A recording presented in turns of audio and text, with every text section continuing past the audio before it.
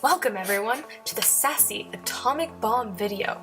We figured it's easier to learn from photographs, so Delaney is going to attempt to draw things, and hopefully you guys learn about the atomic bomb. Okay. And I am Dr. Daniel. I'll be presenting the facts completely unopinionated during this video. But Delaney will provide her sassy commentary alongside of her drawings.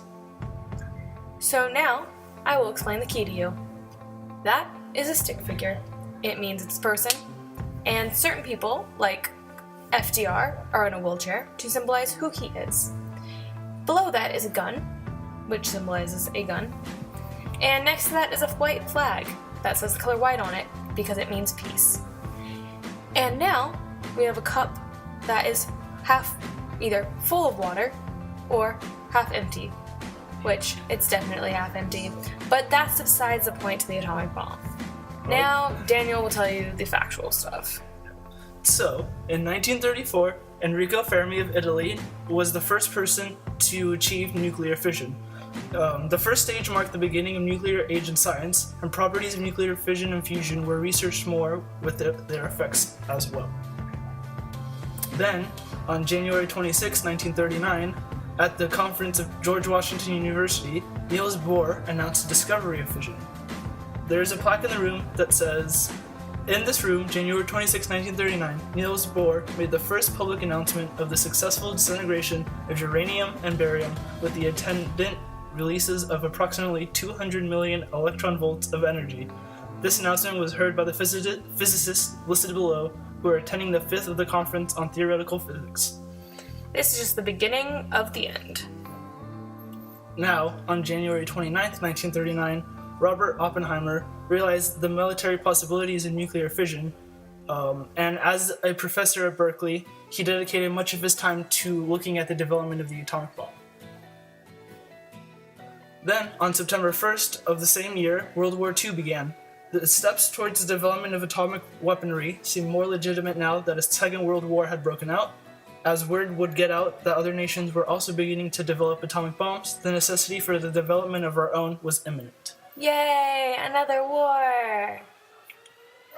Then on October 9th, 1941, FDR gave the go-ahead to develop atomic weaponry for the United States military. On December 6th, he authorized the Manhattan Engineering District for the purpose of creating the atomic bomb, which is later called the Manhattan Project.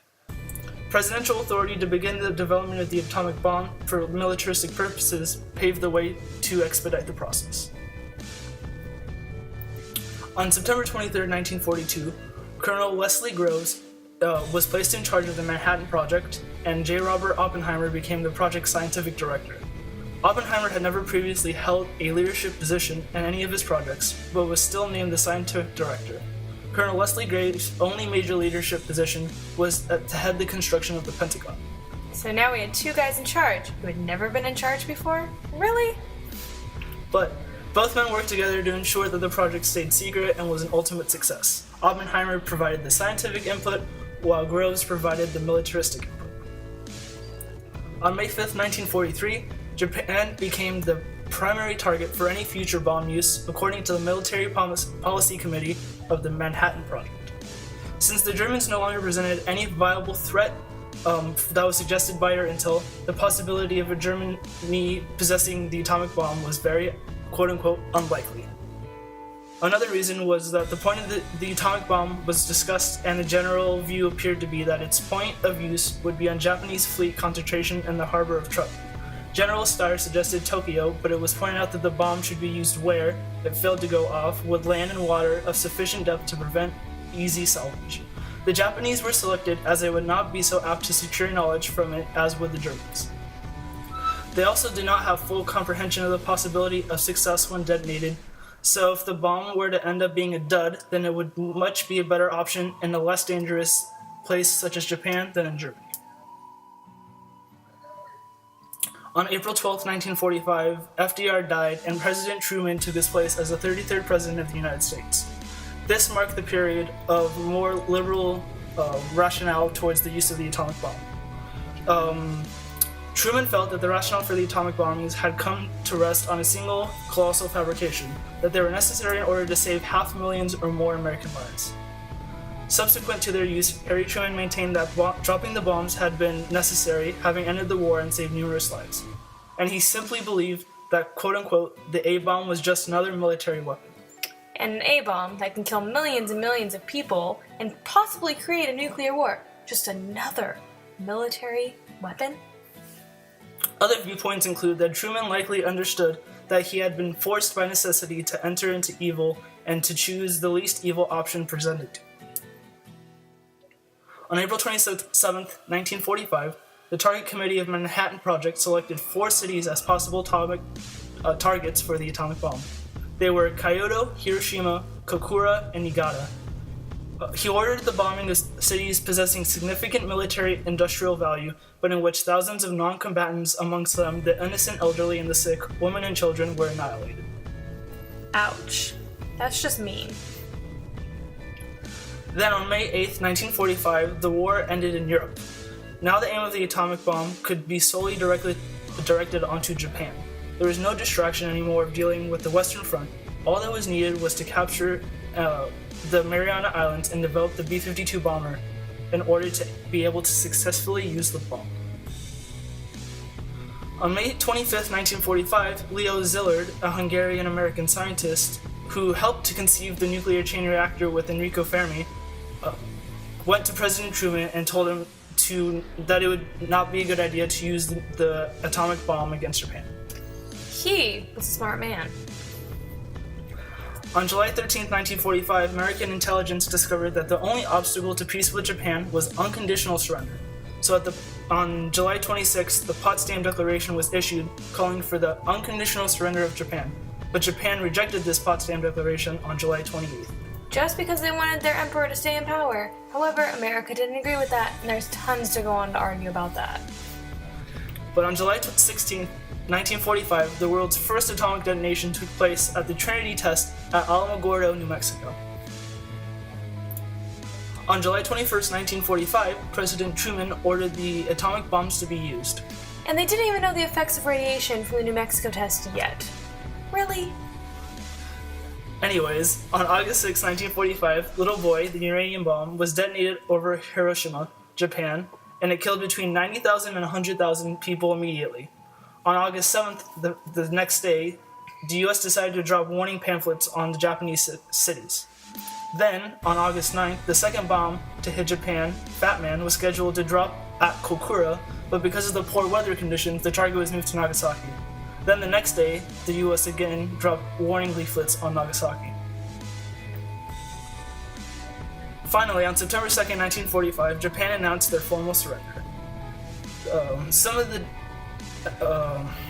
the principles of the unconditional surrender included the proclamation of unconditional surrender to the Allied powers of the Japanese Imperial General Headquarters and all of Japanese armed forces and all armed forces under Japanese control wherever situated, and that the Japanese Imperial Government and the Japanese Imperial General Headquarters at once to liberate all Allied prisoners of war and civilian internees now under Japanese control and to provide further protection, care, maintenance, and immediate transportation to places as directed. Finally, the authority of the Emperor and the Japanese government to rule the state shall be subject to the Supreme Commander for the Allied powers, who will take such steps as he deems proper to effectuate these terms of surrender.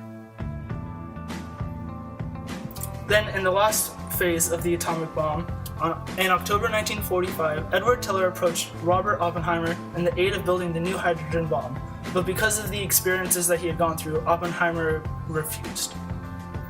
Now, to conclude this video, we're going to discuss the pros and cons, not argue them, just state them.